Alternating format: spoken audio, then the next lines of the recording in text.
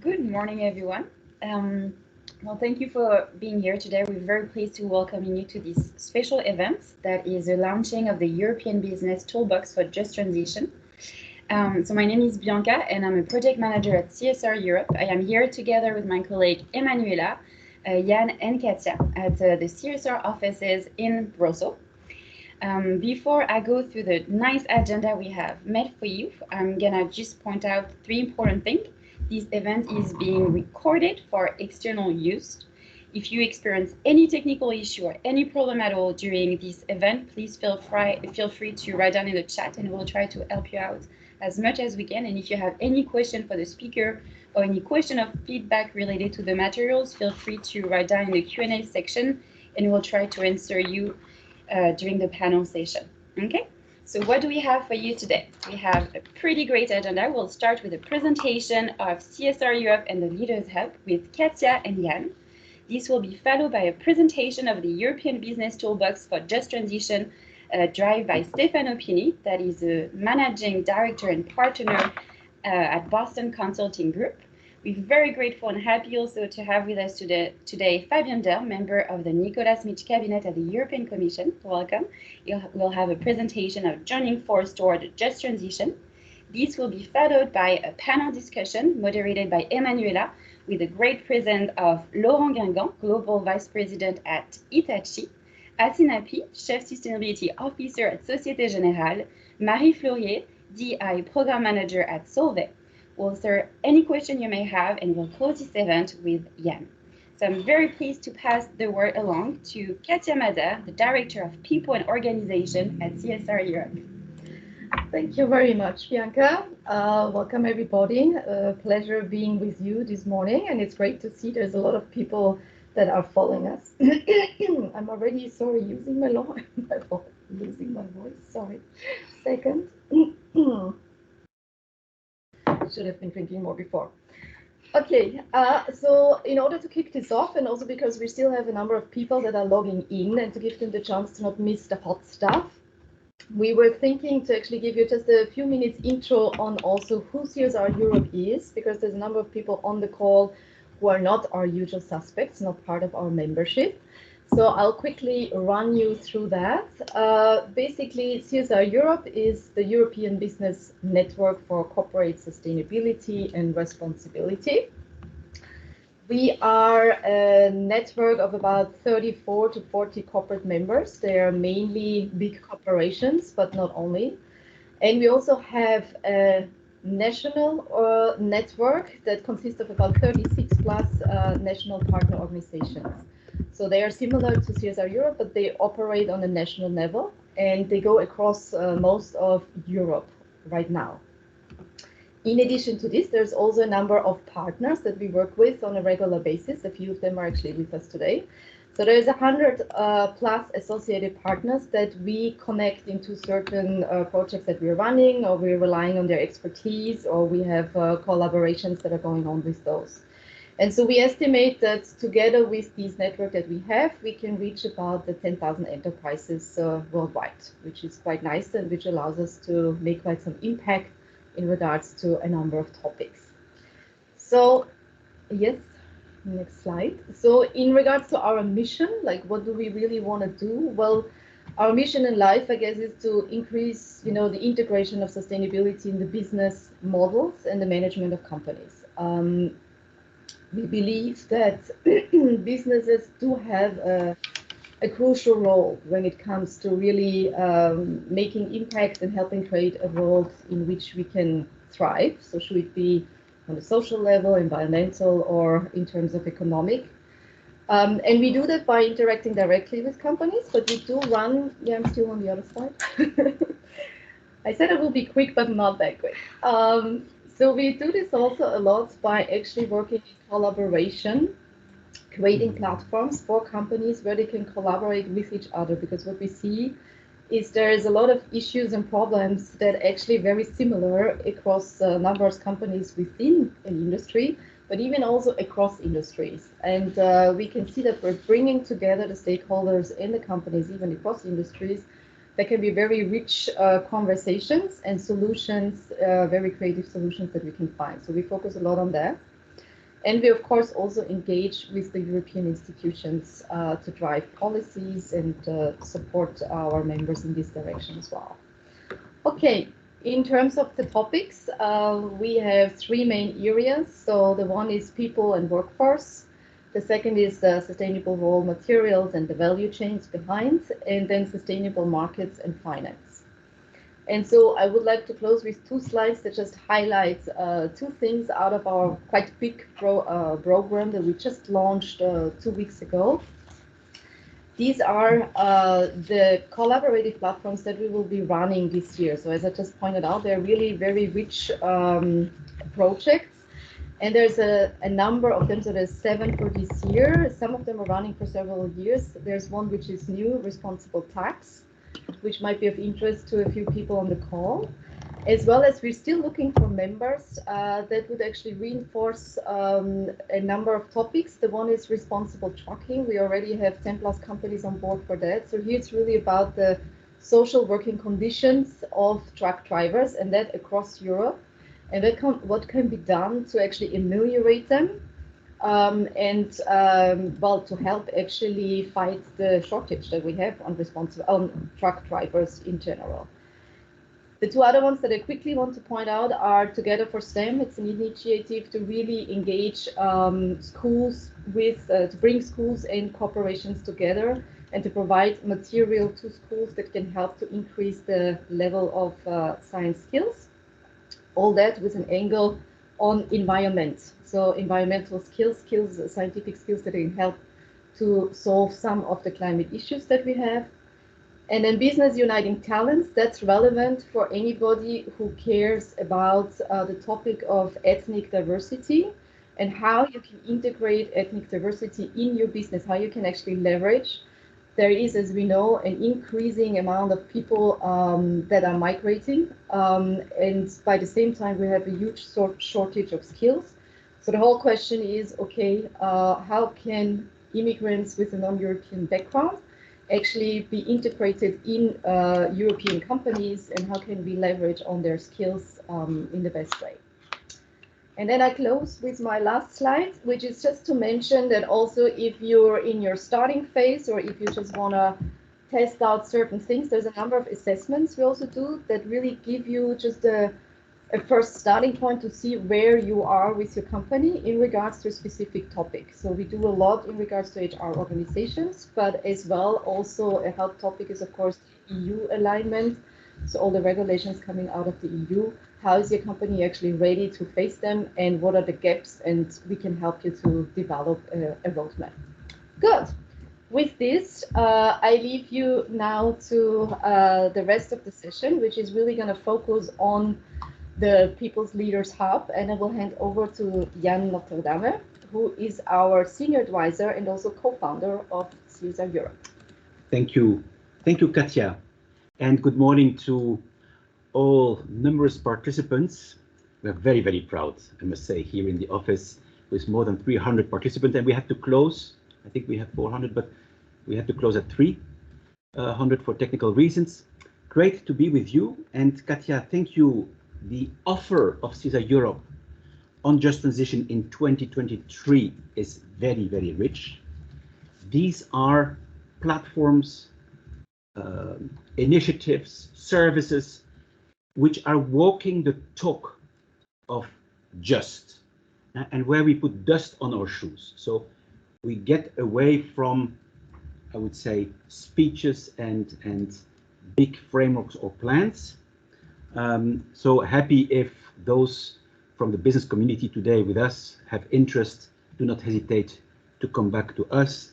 We will welcome you with pleasure.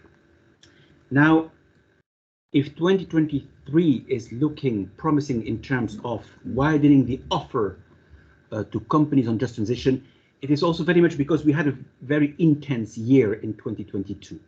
60 men and women of 20 companies have been putting their forces together, their efforts, in developing the first European business roadmap on just transition, setting strategic direction. And it was already agreed from the very beginning that the roadmap would go hand in hand with a toolbox, which we are launching today, and which is more about practical guidelines, tools, best practice on how to bring just is it into the purpose of companies, in the strategy, in the business model, in the stakeholder engagement they have.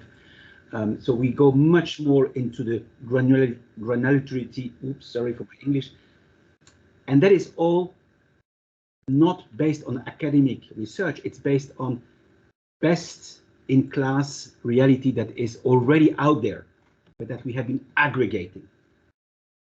And last but not least, 2022 was also a very special year for us because we were successful in matching, in connecting with European Commissioner Nicolas Schmit, with Fabien Ďell, and with the Director General of the DG Employment and Social Rights, and the teams inside the Commission, so that we can really look at what is the roadmap for governments, which the Commission has helped drafting and which became a Council recommendation on fair transition, side by side with the strategic roadmap for businesses, so that we can see the shared responsibilities and the complementarity between the actors. That was really, I think, very important for us.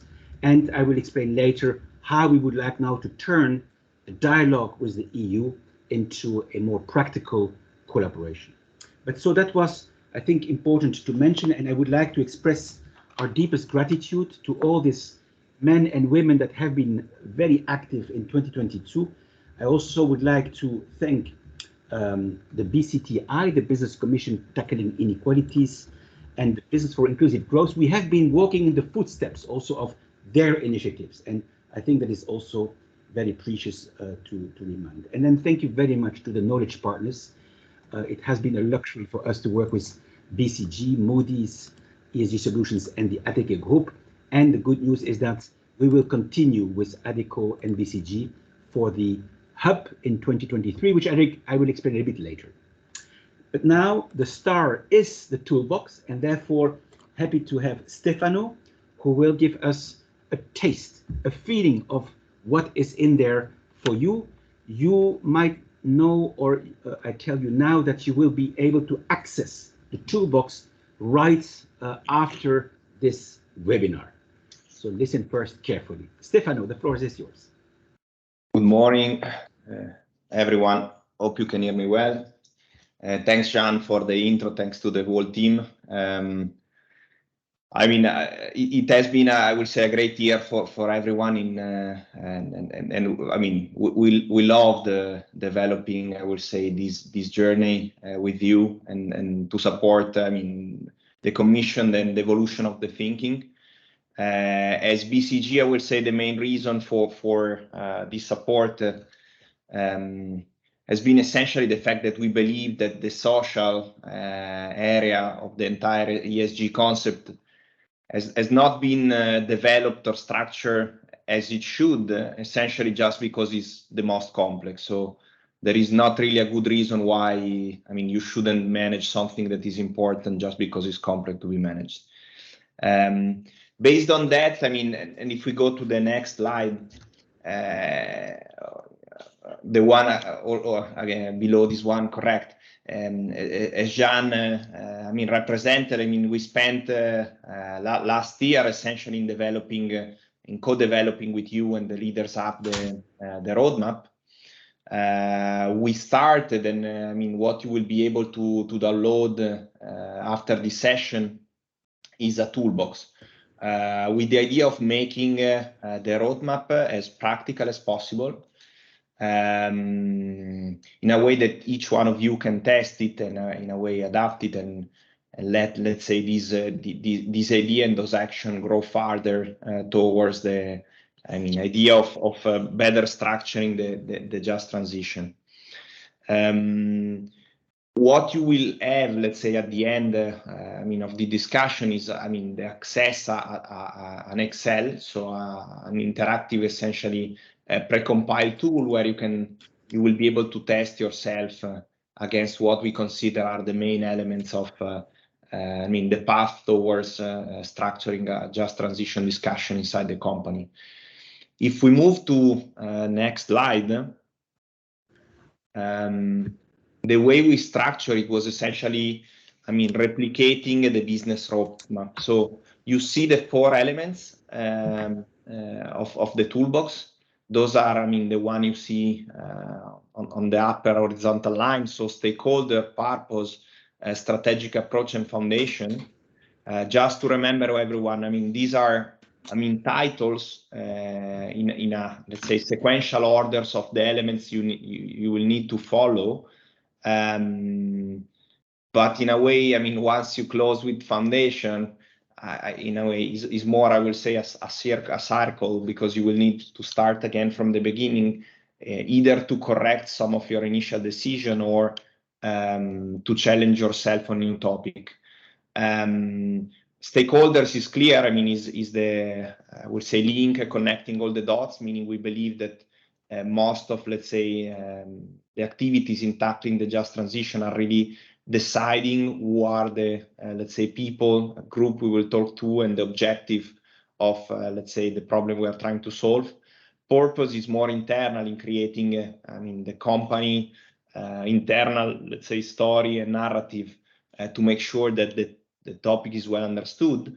Strategic approach then becomes, even if it's strategic, still pretty practical already, with the idea of linking everything we will do, given the fact that, is a important topic, but still done for profit. So it's essential that everything getting developed, or anything in any case, is able to be explained as value generated, both inside the company and outside.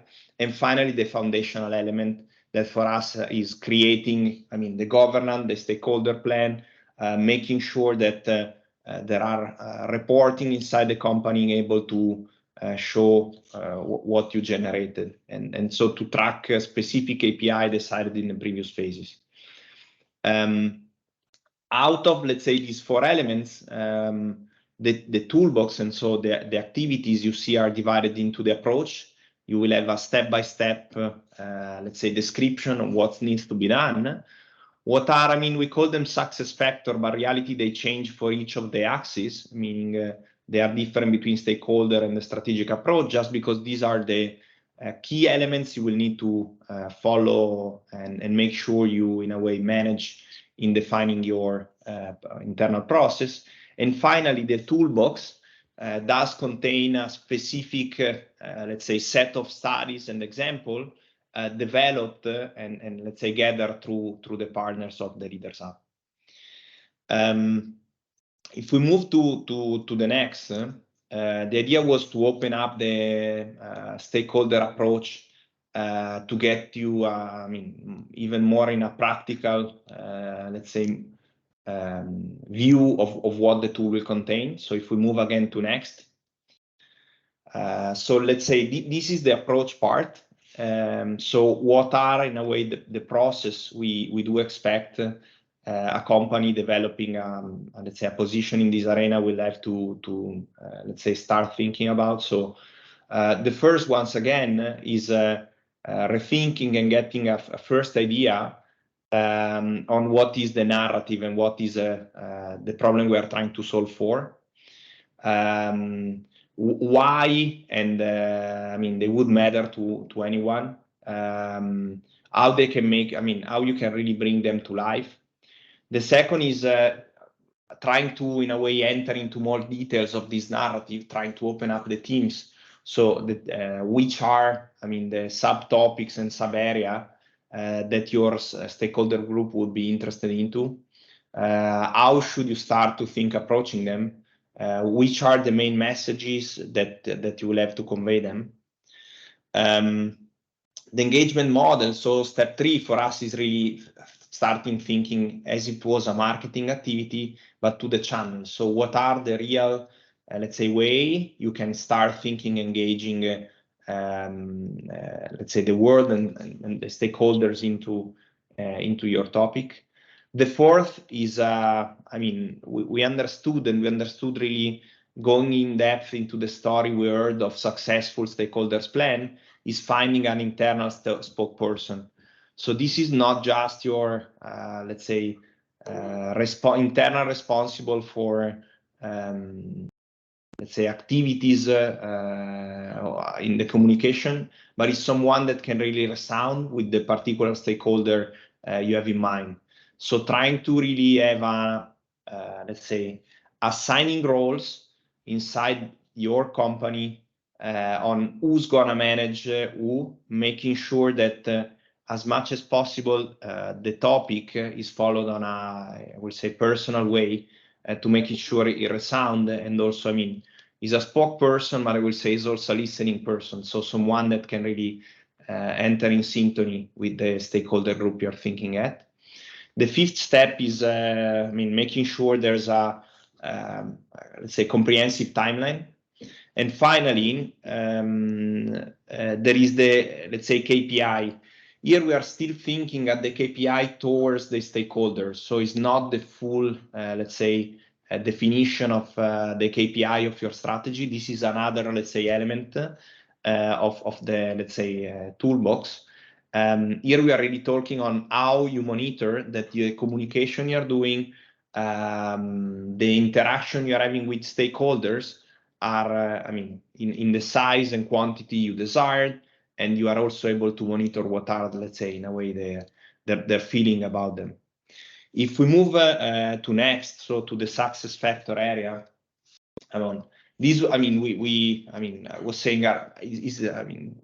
let's say success factor was the best word we could find, but essentially are the elements that we think that during, 2023, in thinking about how you can really make sure that, you cover the largest possible arena of stakeholders. You really think far and far behind what was done in the past. But essentially, the elements are making sure that your discussion is really a dialogue, and this also comes from the previous aspect you covered, that you in a way make sure you are able to talk and you consider inside your let's say arena of stakeholders not just the average group, but consider also both new generation, but also we call them active aging in terms of coverage of the full set of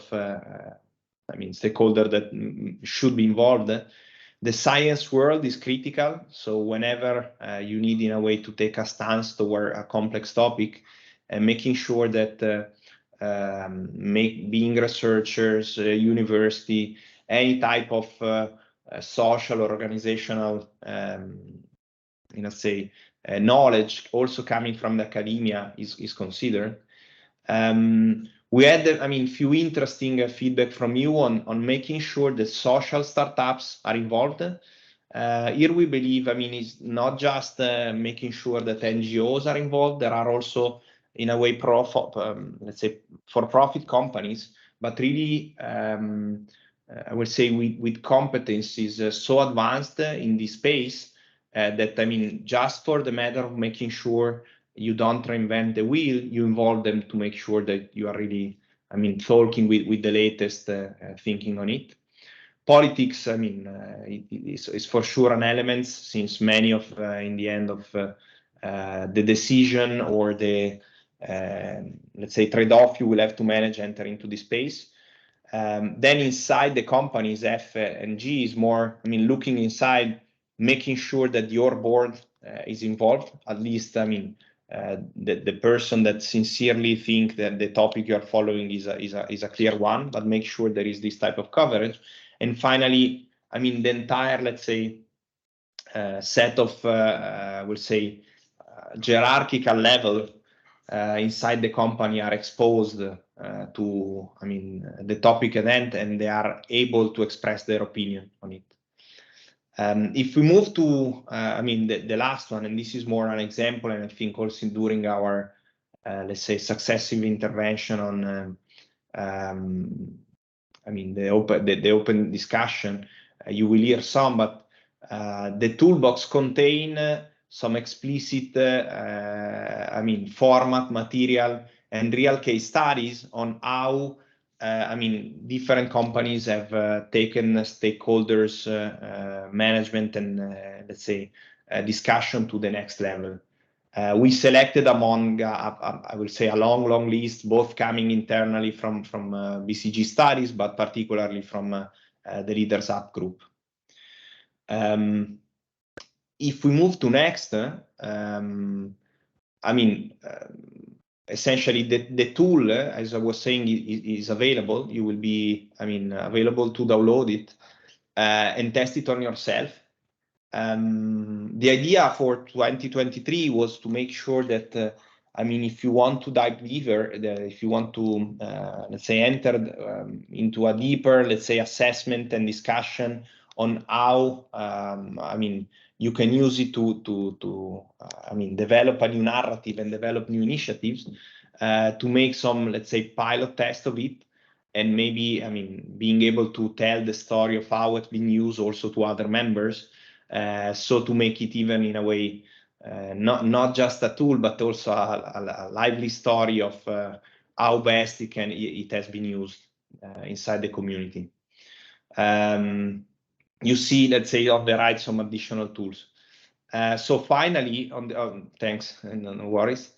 Finally, I mean, some recommendation, and here we go back to the 4 elements, because we believe each one of them has the dignity and the need to really be thought through to the end to make a successful, let's say, just transition path, and make sure it appears in your strategy. So once again, is making sure stakeholders are fully involved, that you have a purpose, meaning that the story you are telling is an essential part of how your organization is thinking to, in a way, change the world, or having, let's say, is leaving a reason to exist. The third is making sure there is a strategic approach linking the idea to the final KPI, passing through organization and any internal elements.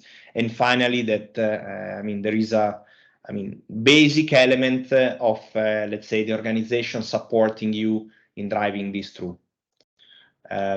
Said this, I mean, we are available, and I mean, I'll be here till the end, so happy to answer any of your questions. Thanks. Thank you, Stefano. Thank you very much. And yes, I think we were able, thanks to you, to have a first taste, to grasp what will be in this toolbox that you will access, all of you, at the end of this webinar. I just need to add that the deeper assessment that we have been building, I would say, under the iceberg, that is something that we are now going to test in 2023 with a group of companies. Of course, we would like then, based on the testing and the piloting, go wider into the market. But we want to really make the right adjustments before making this a very professional support to companies. But don't hesitate to take contact with us if you are a company, and then we can guide you through not only the toolbox, but also what is under the iceberg. So thank you a lot, Stefano. And when I say thank you to you, it's thank you to a whole team within BCG that has been extremely supportive, working also together with the team here at CSR Europe and with all the companies from the Leaders Hub. It's now my pleasure to introduce Fabien Dsel. Fabien, bonjour. I will not be too long, but I still would like to make sure that everybody understands that we have been doing a part of the journey thanks to the drive of your commissioner, your team in the cabinet, and the teams within DG Employment. It was very exciting for us to walk side by side, because you were in the middle of getting governments aligned through a European Council recommendation, which I invite all the participants also to look at. It's one, I think, from summer or beginning summer last year, so it's very fresh painting yet. And that will enable people to see where is it that we make step by step strong efforts. Is it public authorities? Is it private business? And that the tools and the capacity development that we are making through this toolbox is essential if we want to reach the ambition that we have in common. Fabien, the floor is yours. Thank you, Jan. Good morning, everybody, and thanks for the invitation. So I was very interested by the presentation we just saw. As Jan said, it's been quite a couple of quarters, even years, that we're now in contact on these topics, CSR Europe and the team of the Commissioner and the Directorate General Employment, which I'm part of. I'm the economic advisor to Commissioner Schmidt. And what I would like to do this morning quickly is to basically zoom out on where we, from the European Commission point of view, are, where we're coming from, and where we're headed. And it will put also into context the toolbox and the upcoming possible tools that can follow up, so that everybody here around the table and around the call understands what's the overarching doctrine / thinking that is presiding from our point of view to this kind of work. So where we're coming from is the Fit for 55 package that the Commission put in place, proposed back in the summer of 2021 after the COVID crisis, and which is the whole set of rules and regulations and initiatives that are meant to make us credible when we say that we want to be carbon neutral in 2050 and reach the target in 2035 of reducing our emissions by 55, now 57%. This is something that is directed to the industry, to the economy, to the firms, but also to the citizens and the consumers in the EU, and also to some extent has impacts on the rest of the world by way of, I mean, how we are planning to discipline ourselves. Shouldn't be something that is going to be detrimental to growth and jobs inside the EU. Of course, I will come back to that. But one very important dimension from the point of view of the portfolio of my commission and the jobs and social rights aspect, but which is also, I should say, shared by everyone around the table and the Commission, is the need to leave no one behind and to make sure that we get ownership by a large majority of the citizens of the EU, not only today, not only tomorrow, but over the whole course of this transition, which is going to last for years and decades. So there's a very important point there, which is to say, if we lose the ownership, well, you know, we're a big democratic continent. We cannot manage a transition without having a majority of people behind us, and not only a majority of 51%, but much more than that. If on the way of doing the transition, we leave too many people behind, or people feel that they're going to be left behind, or they fear that they are going to be left behind, at some point there will be a backlash, and we will basically not be able to pursue in good conditions this transition. So therefore, there's and of course, what I should have said is, you know, we have a plan to make this transition happen, but we're not naive. We know that many of the things, of the processes that are going to happen are uncertain, that some of the things that we're planning are going to develop either more quickly or in a different way. Basically, you know, back in 2021, the plan was to send a strong, inter alia, to send a strong signal on prices to make carbon more expensive. Basically, one totally unexpected event happened in the meanwhile, which is the Russian war of aggression against Ukraine, and this also sent prices spiraling at a pace that we didn't expect by then. So we're going to. This is a totally unexpected event, but even in the the framework of our policies, we can expect things to develop in a way that is different than the one we thought back then. So we have to be reactive. We have to be modest in our capacity to adapt, and therefore we need a doctrine on how we make sure that we understand quickly what's happening and that we have the tools to alleviate possible pain and possible impact on the economy, on the citizens. So this is why we decided to put in a document which is a recommendation of the Council. So it's been drafted by the Commission, but it's been adopted under the French presidency of the Council in the first half of 2021 by the Council. So now every member state basically has endorsed that document. We decided to draft a doctrine on how we think just transition a fair transition should take place. And I will come back to that in a minute, but basically this is the document which I think is at the top of every initiative of the kind of the one CSR is launching today or is continuing to work on today. And this is the framework. And the framework basically says three big a set of things. The first set of things is we need to agree, and of course, we're the Commission, so we're talking to the member states, but we also know, and I will elaborate on that the member states themselves, there's only so much they can do. Basically, the transition is going to happen because firms, social partners, unions, stakeholders, NGOs, citizens are going to buy in and make it happen. If it's just the governments, it's very good, but it's not enough. But we are the Commission, for obvious institutional reasons, the recommendations we address are to the member states. What we say is we need to have clear ideas on what the public policies that need to be in place should be to make sure that the transition happens in a fair way. And in this recommendation, we have a full description of what the toolbox of policies should be.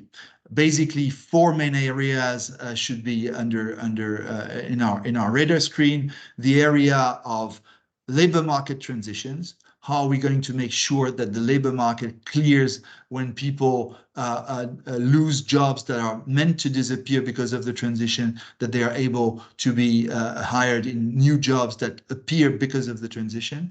A second box, which is on skills, because all that is very nice, but if you haven't got a very efficient skilling, reskilling, and upskilling system, the people who are going to it's not the same people, it's not the same skills, so you need to make sure, don't need to elaborate on that, I'm sure that everyone around the tables understand that very, very clearly. This is on the, what I would call the, primary revenue side of the equation for the citizens. But of course, the transition is not going to impact citizens only because their jobs are going to be impacted possibly, but it's going to impact citizens because their lifestyle, their disposable income, the prices are going to be changed. So the other half of the toolbox is on the social safety nets, on the necessity to make sure that even if your job is totally isolated from the transition, let's imagine you're a nurse and you're a civil servant in some member states of the EU, so your job is secure, but you have to drive 50 kilometers every day to go to the hospital, or you have to drive around to meet the patients that you're taking care of at home. For that, of course, the changing of the price of energy, of the mobility solutions is going to be a huge transformation for you, and it could be detrimental to your well-being, to your disposable income, to your level So therefore, in the toolbox, we also have a set of policies that we recommend to member states, and that is now a common doctrine on having safety nets that should, because of this transition, the safety nets and the welfare state has to be scrutinized in a way where we make sure that we identify new holes that could appear in them because we're in this phase of transition. So the welfare state of the 20th century, of the late 20th century, is not necessarily partout et toujours adapted to the kind of transition we're entering on. So what we say is this has to be looked upon. And also, it's not only a question of of transfer. It's mainly also, and that's the last box of our toolbox, or the last subset, a question of solution and access to equipment that enables you to reap the benefits of the transition, and therefore, you know, heating, mobility solutions. This is important. So that's the toolbox. We have this toolbox, but then we say, and this is the second big set of recommendation, all this can only happen if we have dialogue, and if it is basically owned and used by everyone on the ground, at the local level, in the firms, the social partners, again, as I said earlier, the NGOs, the people who know what the local problems are. You know, the country I know best, which is France, is a vast country. Even at the level of a country like this, a one-size-policy-fits-all is not necessarily relevant, all the more for a continent of 500 million inhabitants that the EU 27 is. So we really advocate for the involvement of everyone to make that happen. And this is, I think, what the toolbox that has presented today can be. I mean, is one element of that kind of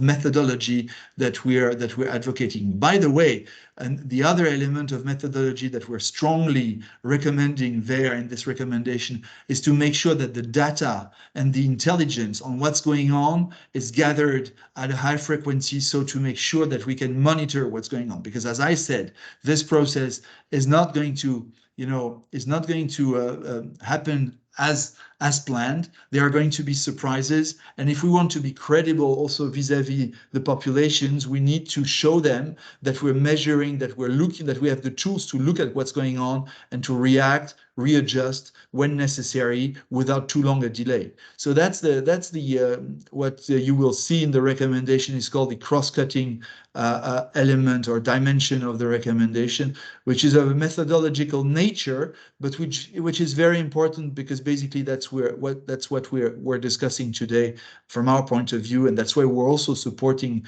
these initiatives and hoping that they will morph into local discussions.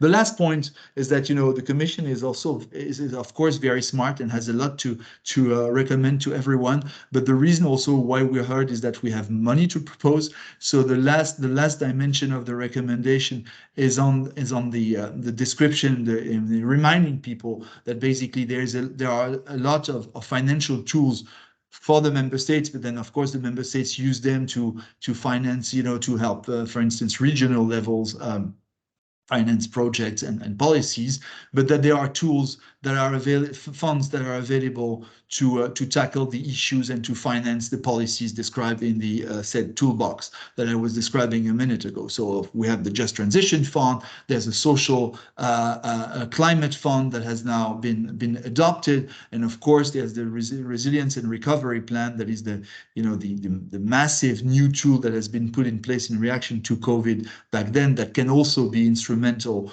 to finance these transition policies. So this is the recommendation. This is from the EU point of view, from the Commission point of view, what we have, and the umbrella under which, from our point of view, the discussion of tools like the one that has been presented earlier today take place. Just to conclude, for us, the next step is ideally, and this is again something that we are encouraging, but that we cannot do ourselves, and it's, I would say, even better if we don't try to do it ourselves, because that's not our job and that's not our competitive advantage, is to make sure that these discussions then morph into individual local discussions with all the stakeholders. So of course the business, that's very important, because this is where the jobs are created, and this is where to some extent the prices are also formatted, but with the unions, again, with the local actors, who sometimes basically are also the actors of the last step spending of EU and national money, and that locally adapted to each local context, discussions start on how to make this happen. Because, you know, there's been a world before when the narrative around big transformative change in the EU economy, it has been trade, but now it's transition, was basically about, you know, on average, in the medium run, everything's going to be all right. If you lose a job in Silesia, you will find one in Dublin. And if it's not you, it's going to be your children, right? I'm caricaturing, but that's an old software that is not anymore the one, what we are looking for, what we are trying to promote, what we are working hard on making happen is that the challenges that are going to happen because of the transition in one region for one citizen are going to find a solution in the same region, for, if not for the same citizen, at least for the same, you know, in the same vicinity, in the same community, where people are not going to have the choice between unemployment and mobility and massive mobility inside the union. We don't see that way. We need local solution. This is how we're going to leave no one behind. And this is how, at the end of the day, the transition is going to happen in a way that is sustainable. Because again, it's a 20 years, 50 years transition that we're starting now. If we want that to be a success, we cannot start losing people already now. So this is my plea, just in the name of the document that we have produced and that has been adopted by the Council for a fair transition. And again, thank you very much for being part of that endeavor in starting discussions at the firm level and at the local level. Thank you. Thank you, Fabien, for your very much inspiring speech today. I must say that collaborating with Mr. Schmidt, your commissioner, but also with all the team of DG Employment, Social Affairs and Inclusion has been a real booster for us. So we are really looking forward to continue our collaboration in 2023 and in the future. So thank you for being here. So we are glad that also through the business roadmap for just transition, as well as this toolbox today, CSR Europe has given a little bit of materiality to some of the recommendations and the priorities set in the European Council recommendation on ensuring a fair transition towards climate neutrality. It is vital that government, as well as business and investors, have their clear roadmap and know exactly what to do next and how to collaborate to empower and to impact and benefit the communities, the employees, the people at large. So today we have the great pleasure to hear the voice of some of the Leaders Hub members who are going to tell us more about their experiences, their achievements, but also and most of all, the main risks regarding the inequalities that are on the rise in all countries and sectors. Before kicking off the conversation, I also remind you that you can write your questions in the Q&A section, and of course, I invite all the speakers to also answer. We have a section dedicated to it later on. So without further ado, I'm happy to introduce you our fantastic panelists and welcome on a virtual stage Marie Fleury. Marie joined Solvay in 2009 while completing her MBA in Paris. She since held various roles within Solvay, managing project, processes and teams in finance, regulatory affairs and information systems in France, England and the USA before moving to Belgium in 2014. She now brings her experience of Solvay's diversity to the implementation of their ambitious accelerated DE&I program, which she manages since 2021. So welcome Marie on this call, and thank you for joining us. So the second speaker is Laurent. Laurent has over 20 years of experience in business strategy, incubation and acceleration, with a proven record of successfully creating and developing new businesses and managing cross-functional teams and initiatives. He currently serves as a Global Vice President for 𝗬𝗏ci GSIB, which stands for Global Social Innovation Business, executing on establishment and growth of the corporate incubation and acceleration activities. So thank you, Laurent, for being with us today. And last but not least, 𝗦𝗏cina.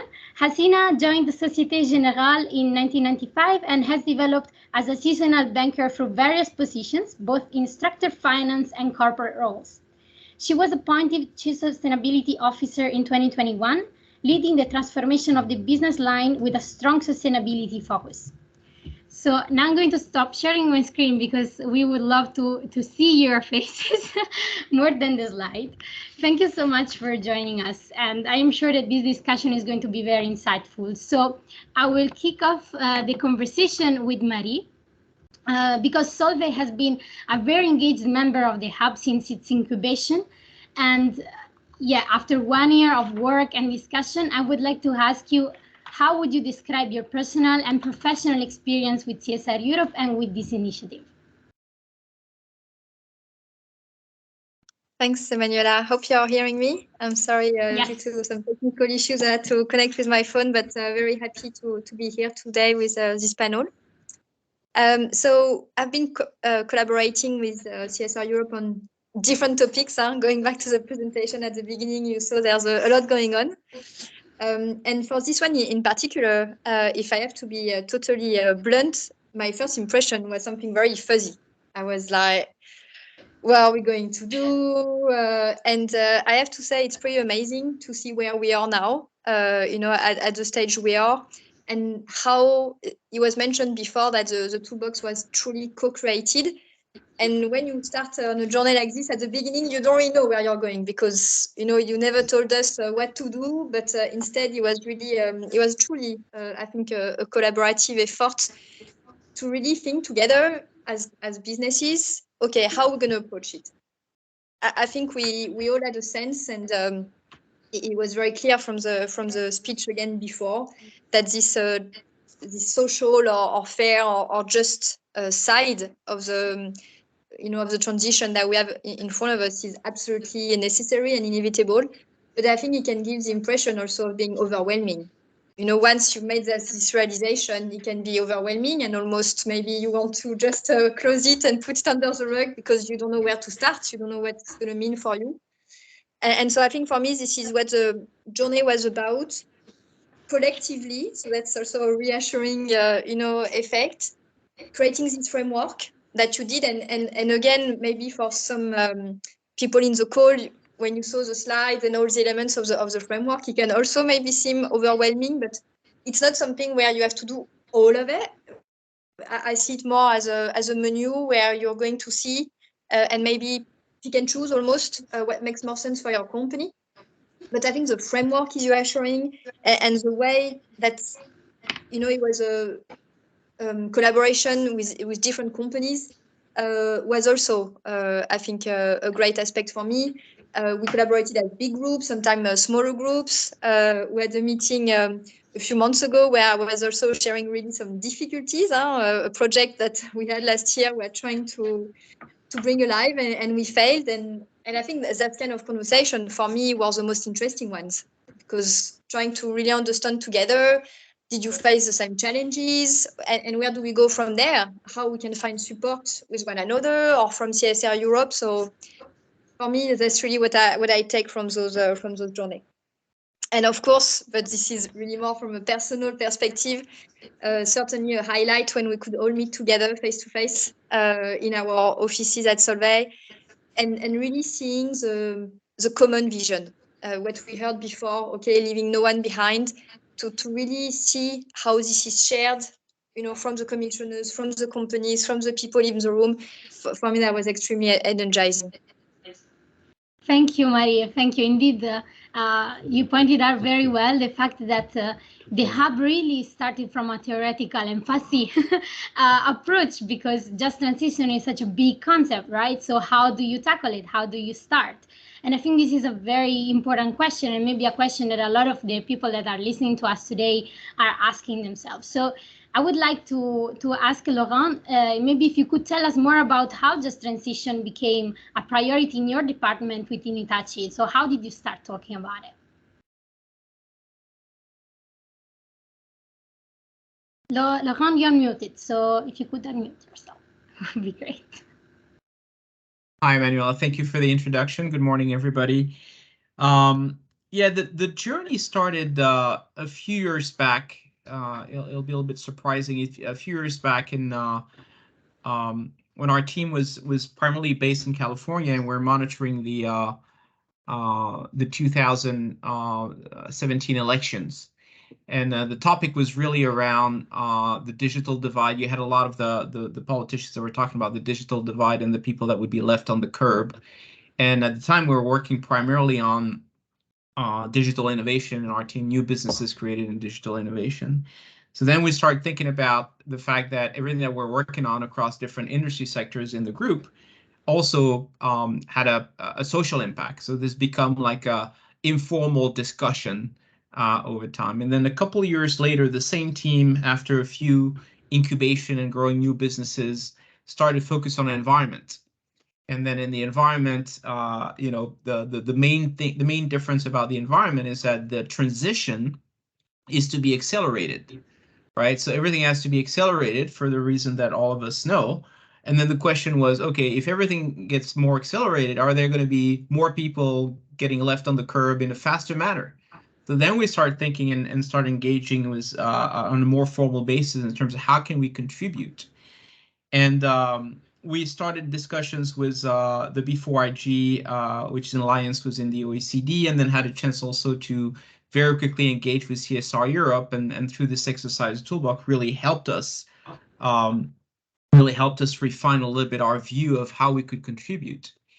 And again, our team is in charge of building new businesses. And then when we look at the environmental transition, the green transition, as part of our normal process, we typically look at, okay, new technologies incubating, and it always goes back to unit economics or cost, you know, cost economics or cost units, and then also adoption. You know, if you're an individual or a consumer or businesses, is the cost, is it going to be affordable? Is there going to be a growing demand for this? So we always came back to these. And as we're going through this exercise, through some of the, you know, some of the initiative we're launching, we started also considering the social aspects, saying, okay, within each of these sectors and the value chain and the supply chain, you're going to have a lot of supply chain actors, the most vulnerable ones in particular, that will be in a difficult position, right? Because they're being asked to change, transform very quickly, and they don't necessarily have the capital, they don't necessarily have the skills, etc. And then immediately and it's also through discussion with CSR, through all the workshop with CSR, that we said, okay, if these suppliers, in particular the vulnerable ones, are not able to survive locally, immediately it will impact jobs, right? So that's how we will say, okay, this is how we can actually match the two dimension.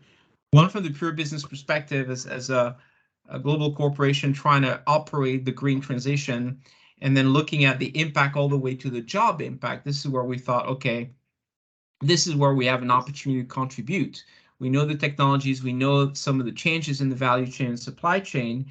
Maybe one area to start focusing on and contributing with maybe other companies is looking at the supply chain actors, and then through, you know, these alliances, you know, in the automotive sector, energy sector, maybe energy, building sector, saying, okay, how can we help these vulnerable employers of people transform, and by the same token, while they transform, they also upskill, reskill, or create a number of new jobs. So obviously the social aspect is on multiple levels. It's not only on the one I described, but this is how we got to that particular point, and we're quite happy to kind of be able to see how we can connect the dots. And right now we're at the stage where we really would like to continue on that journey, and maybe find other partners to work with us in more of what we call these bottom-up intervention, right, where we combine the different actors, but on a sector type of actors, and kind of helping them in that transition. Yeah.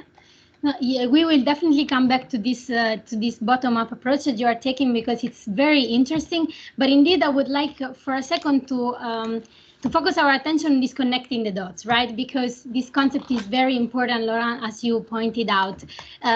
Indeed, it's not enough, no, to ask our questions and study the theory. We need to put this theory into action, into practice.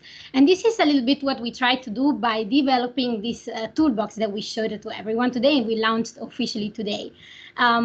So Asina, I would like to ask, from your position as a Chief Sustainability Officer at Société Générale, how do you see the concrete use of this toolbox supporting your company's just transition journey? Thank you for the invitation. Hi, everybody, and congratulations for making this together. I think it's a great achievement. You know, when we talked about just transition, the first time I thought, this is almost a philosophical debate. What is just? What is not just? What are we talking about? We are very much engaged in the transition of the various hard-to-abate sectors, and this is a scientific stuff.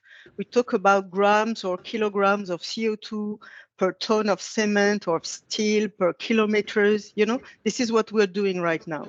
So what is just in there was not really easy. So I think that we need a tool because we need a common methodology, because otherwise we are lost in subjective matters. And so that's why first I thought that having a tool is a great way to frame what are we talking about. The tool has taken the vision of the stakeholders, which I think is a very nice way to start, because at least as a bank, we feel that we are completely connected with all the stakeholders that we have, and our role has, of course, an economical angle, but almost a political one. Today, you know, we started with a materiality analysis, a materiality inquiry. We asked all our stakeholders about what is very important for them when they think about our role. And we did the same with the top management of the bank. What is very important for you in terms of strategic path? We put that together, and that gave us this, you know, materiality matrix. And this is where we started to build our strategy, our CSR strategy. And so having into account the view of the various stakeholders, which are very different, I think is a very good start. But then you can get lost. As Marie said, you can get overwhelmed by all of that. So to frame it, I think that a tool like that is good. Who are your stakeholders? Who is going to talk with them in your organization, and how is very important. And then what is the value generation? Because of course, you need to make sure that you're going to serve your various stakeholders, your clients, you're going to take care of your suppliers, leave no one behind, for sure, but how? What does it mean? And at what cost for your organization? So being able to size it, to measure it, to set yourself some KPIs, I think is a very good way to start so that you don't get lost. Plus, in organizations like ours, people are very rational. So talking just about just transition could lose people around the way, but putting things like, these are my stakeholders. This is what I want to do with them. If I develop a product, I need to go through the chain and see if I'm not losing my clients. All these things put together, plus some KPIs, are a good start. I don't think that we will be able, with the first use, to use it correctly, but I'm sure it will help set the scene and start it. You see what I mean? So I'm quite pleased about the work that has been done and the practical way to handle it. Yes, I love this practical approach that you have, as you know, and your capacity really to bring theory into practical steps. And I think this is very important. Indeed, I think also 𝗦𝗍𝗍 is a little bit of a pioneer in this, because you are translating all this theory of transition into local action. And I would love, Laurent, to come back to you and ask you if you could tell us a little bit more about how 𝗦𝗍𝗍 is combining this top-down and bottom-up approach in translating just transition into the practical action in the local level. So we're as many other companies, we have programs which are based on countries and industry sectors. And there's really two types of activities on our side. There's one which are driven from a sustainability perspective. And then from the sustainability perspective, it's continuing to try to rally partners and other companies along with collaboration with governments or other institutions, and structure these programs, right? And structure these programs where we have a very specific focus, and then we target various local actors to help them in the transition. And then you have the, I would say, the more traditional activities that 𝗬𝗍 has, which corresponds to what people refer sometimes to foreign direct investment type of activities. And there we co-invest, for example, in university or in setting up new program for training skill. We have one in France, but we do that in different countries. But also we put we have the tendency to also invest into training through lab activities where you have young engineers or young people that come out of their degrees, and then we set up some programs where we train them on some specific new topics or emerging topics. So this is without going to all the different things, but they're really two types of activities: ongoing programs that we have in different countries and different regions. In India, we spent quite a lot of time in the training of people and then supporting some initiatives in digital and then putting some investment there. In Canada also, we had some similar initiatives. And then the more sustainability, more from the top down at the corporate level, push for us to collaborate with other companies and kind of creating these bottom-up initiatives. Wow, this is very inspiring. Thank you, Laurent, for telling these stories. And of course, going local also means meeting some difficulties, some obstacles, some challenges in the field. And I know that Solveig is, working also on this stakeholder engagement in the field, and also based on the 4 pillars of the toolbox. So I would like to ask you, Marie, where are you at this point, and also what are the challenges that you are encountering while working locally? Thanks. So I have to say that probably we're not as advanced on the bottom-up approach as 𝗬𝗍cie, for example. We had some, local spot initiatives. Probably we don't have the full vision as well. And this is why at the moment I'm trying really to take the toolbox, really to go back to it, to create the corporate framework that I think we need to then incorporate back those local initiatives, and I'm sure I will discover more. And so I'm really trying to, follow almost by the book. This is what we said. It's a very practical tool. So I'd say we are really in the stakeholders/purpose phases. So in the steps 1 and 2 of the 4 steps toolbox. And I'm very happy to have also the toolbox because, like in many companies, probably, there is a tendency to rush to indicators and reporting. I think it's sometimes a typical pitfall in the ESG space. And so, also with the toolbox, I think I felt more comfortable to say, no, we're not going to rush into indicators and reporting. Before that, we are going to talk with our stakeholders and build a common purpose and vision. So hold your horses. And let's try to do things, in the right order. And also to go back to when the toolbox was explained, it's really an iterative process. So I'm not too stressed trying to be too comprehensive at this stage in terms of the number of stakeholders. Okay, we have not engaged yet with all our stakeholders. Sometimes also we use proxy. So for example, we started to engage with our frontline in our different markets. And this already, take a lot of time trying to really talk to the frontline, the salespeople, the business developers, really trying to understand the markets and where the issues are. But I have to say it's extremely satisfying to sometimes have around the table our, chief procurement, some external people, people representing really the industrial side. And so I think we're really on the right way to bring people that are not always in the room together, are not always around the same table together, and really trying to say what's our common vision, what is the narrative, what is the purpose, and trying to really collectively build this. So I know it will take time and there will be some iterations, but I think it was a great step for us as a company to engage in this collaboration.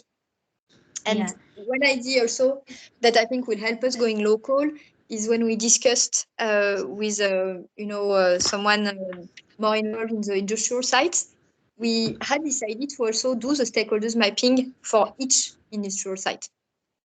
And I think that would really help us connect the top down to the bottom up and start really mapping out our opportunities for the local implementation. Yeah, these are very great examples. Thank you, Marie. And indeed, it is key to try, right? And it's okay, as you said before, to fail. It's fine. It's part of the process. We are in this together. We are working at the beginning of this together. So it's also good to acknowledge that not everything will be successful. But indeed, it is key to try. And in order to try well and to have everybody on board, we need to have the buy-in from not only the workforce, but also our suppliers and all the stakeholders. So Asina, Société Générale is currently undergoing a great transformation, mainstreaming Just Transition into all your products and services. So could you tell us how you are ensuring the success of this operation externally and internally? So first, I think it's important that we all agree that Just Transition is not about philanthropy, because that's a bit the easy side of many corporates that will say, oh yeah, I handle it with my foundation, or okay, no, that's not it. Then if you want to embed it really in your organization, it's not easy. I think at least at our level, we see two sides of the medal. First, you can tell people about the risks. So this is not charity. If you are not undergoing Just Transition, meaning you don't take into account the fairness, the inclusiveness of your products or your transformation, at some point, maybe you might lose your license to operate because consumers or future employees or whoever are your key stakeholders might consider that you're not the right institution to work with. So that could be a big problem. But then, of course, more positively, this is about business. And as long as people understand that this is about not losing certain categories of clients or products, and on top of that, increasing your capacity to develop business, then I think you don't need to convince people. It goes naturally.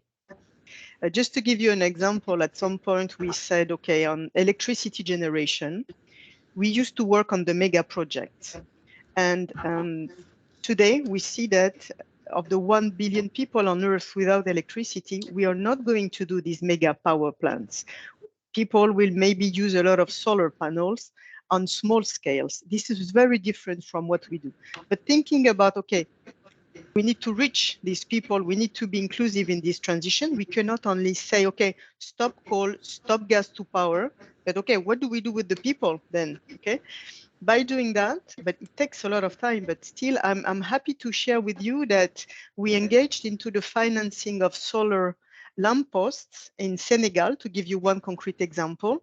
And we just signed a deal which was for the financing of 100,000 lampposts in 400 cities. So we're not talking about this super tiny deal to help someone somewhere that is going to be a loss for us.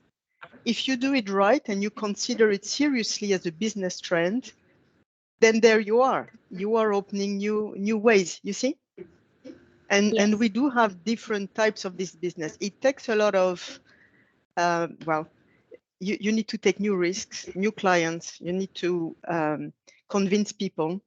You need to adapt the incentives in an institution and the way you look at the objectives of people, because you have to be fair that if you venture into this new type of fair transition, this is not business as usual, and people are not going to be doing business by, clacking their fingers in 6 months' time. So you have to reincorporate long term, and you have to be fair yourself with your people as well. But I mean, just in a nutshell, for me, as long as you understand that it is not about charity, but on one side you may lose a lot if you don't move, and on the other side you may earn a lot of new businesses, I think it's done. People will take it. Thank you, Asina. Indeed, your speech has been very very insightful for me at least, and I'm sure that our audience has a lot of questions for you as well. So before asking your final message, I would like to maybe ask Bianca if you could read one of the questions. We don't have much time, but we will try to also reply by email at a later stage as well. So yeah, Bianca? Yeah, so I'm taking over from here. We have two questions that perhaps we can try to link together for the panel or for Jan.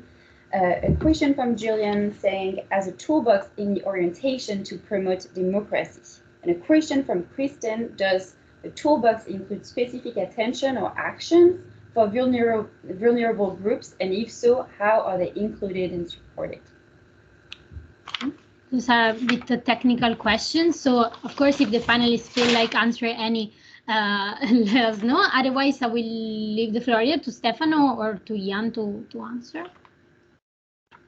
Yeah, well, thank you very much for the question. I think it was mentioned here and there, but regarding the question on democracy, and this is only engaging myself, but Fabien Dell and Laurent have been stressing so much the local level. Otherwise, merci beaucoup, but what's then the impact?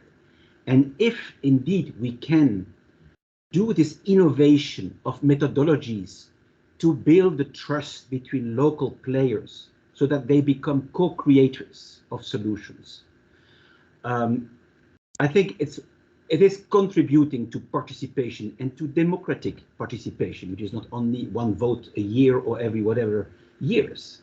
So there I would say yes, and then I will say it a little bit later, but there were also in the roadmap 3 recommendations to the EU, and one is about bringing change in the European governance by establishing, next to the European social dialogue, a new dialogue, a sustainability dialogue, where you can bring much more bottom-up intelligence of civil society to also be co-responsible for policy coherence, making sure that top-down and bottom-up can meet one another's ambitions and expectations. So I would say there are, for me, clearly a democratic element in what we're discussing, and that goes together with what Hasina was saying. It's first a license to operate question, but it is also a political and democratic question. On the other question about vulnerability and vulnerable groups, does the toolbox include specific actions to care about these vulnerable groups? I know that there is one strong tool that is being referenced into the roadmap and the toolbox, which is about upskilling and reskilling, which is a program that CSR Europe is coordinating. We have been doing that with 50 companies across 4 countries, and where the whole focus was about to change some of the DNA of HR management systems and processes to ensure that companies, from the very start of spotting, diagnosticking, assessing the risk, do not lose sight of the vulnerable groups. It is happening still every day, and we know that there's a lot of bias out there, conscious and unconscious. But that was really for us a tool to go about where is it that we leave people behind, even employees and workers behind, because they miss the offer, or the offer is not tailored to their needs. And we all know that vulnerability is not one dimension, it's a multi-dimension approach, because you can have the best offer, but you will lose because you don't have partners in the community that can take part of some other elements of the vulnerability of people. And then I think it has been said also, stakeholder dialogue and engagement is the criteria of what we are discussing. And I'm very happy to know that we have here in this webinar Charles Castro from Disability Hub, for instance. How do you go about and physical, but also mental disability. And we have programs, they are also referenced into the toolbox about how business can unite talents, especially from people with ethnic backgrounds. Even in my country, Belgium, we are last in class in the OECD rating for the integration of the third and fourth generation of migrants, who are all Belgians, by the way. But there is a problem. And that is why one recommendation that we have developed and that we continue to develop with the hub in 2023 is make sure that you use human science approaches that can explain you why is it that some individuals in companies, but also the organization as an organization, might be source of obstacles for a better integration also of the vulnerable groups, and to make that really a strength. And we have also players and friends from 𝗤𝗏𝗃 Ireland. I have learned from the Irish community of businesses on CSR how they take care of vulnerable teachers in the schools today. But you have to be police, a teacher, a parent, a psychologist, whatever. Good luck. And there are countries with more than 40% teachers that are leaving the job after 5 years. It tells a lot. So where do you support them as a business? Because we say skills, skills, skills. Okay, fine. So yeah. Yes, I think there is a lot. There's a big buffet in the toolbox and in the roadmap. You will find that. Yes, indeed. Maybe Marie, would you like to add something quickly? Then I will ask you to send your final message to the attendees before moving to the conclusions. Please, Marie. Yeah, thanks. Now, yes, I think it was also a great question. At first, there can be sometimes a feeling of a disconnect between democracy and social justice and businesses. Once again, with this frame as a business, I think it's inevitable and impossible to avoid the question. And if you go back to the slides after the call, you will see that the framework is a bit of a matrix set up between some topics and some audience, some stakeholders. But at the end of the day, if you start as a topic to look at diversity and inclusion, equitable access to products and services, human rights, and then you study stakeholders by stakeholders also in your value chain and communities, it will just be impossible to avoid the topic of democracy and vulnerable population. So again, I think that's how the toolbox really make it real and actionable for businesses. Thank you, Marie. Laurent, would you like to add something?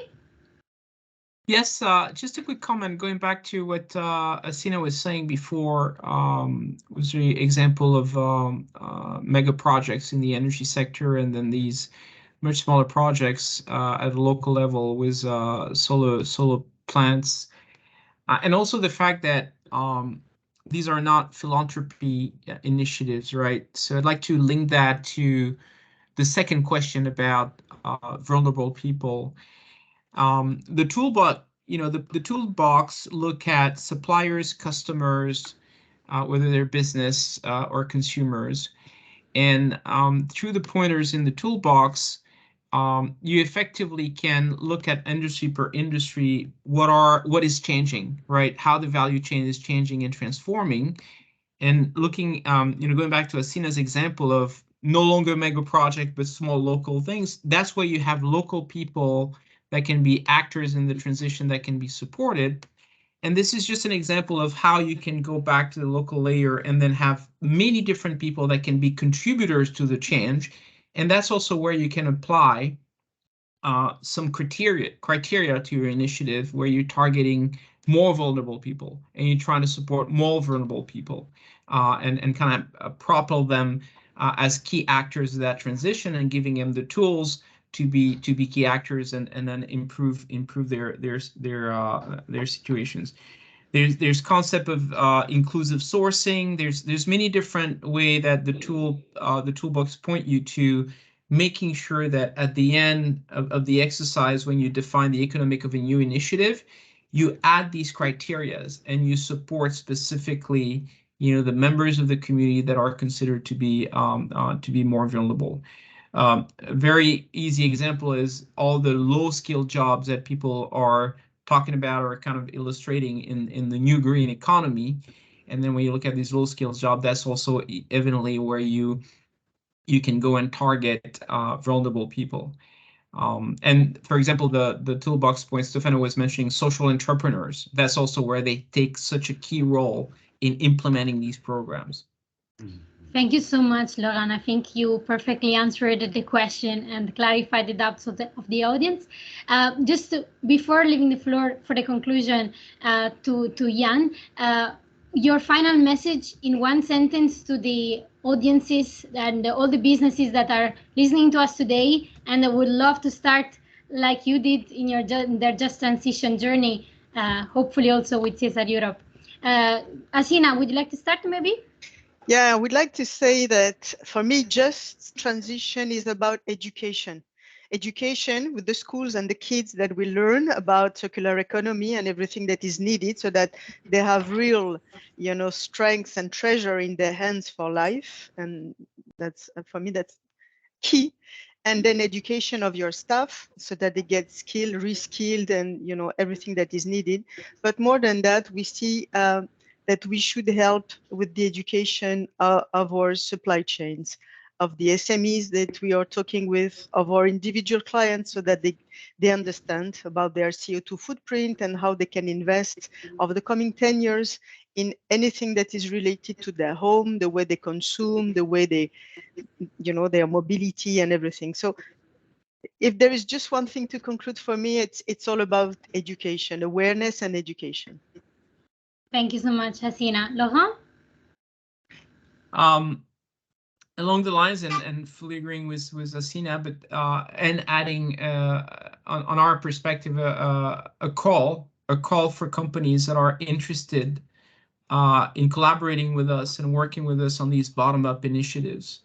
Hasina mentioned suppliers and kind of helping people go through the transition. So out of the companies and people that are joining this call, we're looking and forward to being able to interact with people in some of the key sectors of the green transition. And if they have an appetite to work with us and assess how we can stitch together some of these initiatives, transformative initiatives. Thank you so much. And Marie, would you like also to leave your message? Yeah, I would simply say it will be it's a systemic issue. It will take systemic efforts and really a lot of collaboration to tackle it. So really see also a call for action. Don't ignore it. Don't think it will pass and just try to join forces with your partners, your local communities, businesses in your value chain. And I think with organizations like CSR Europe is just the right place to make those connections. Thank you so much to our panelists, and I quickly give the floor to Jan for a conclusion, and also for letting you know what are the next steps for you. So, great. 2023, which we have started, will also be quite rich with continuing the European Leaders Hub on People, where we will have 3 major activities how to continue embed just transition, but we are going to focus a lot more on workforce. So we are going to apply the toolbox assessment on the first group, which I have mentioned earlier.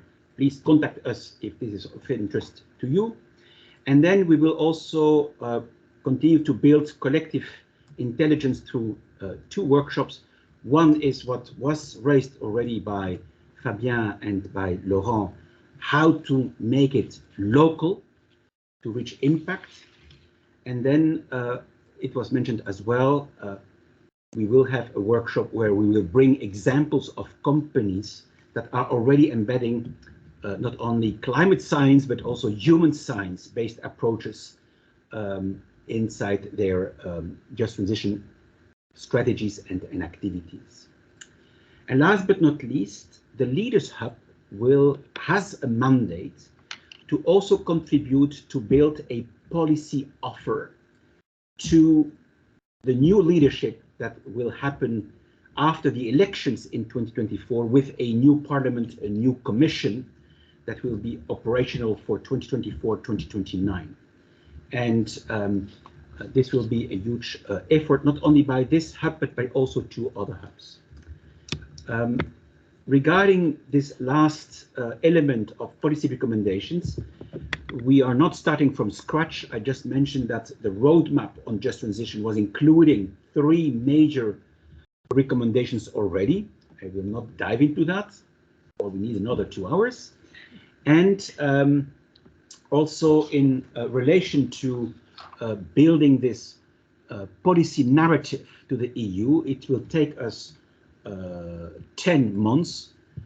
We will have a process where the 3 leaders hubs will come together for one strong policy offer to the EU, and with also the aim to continue the dialogue in H1 in the first semester this year with the Commission, and then end of the year or beginning 2024 with a meeting between a number of our leaders, our advisory board leaders, with President of the Commission, Mrs. von der Leyen.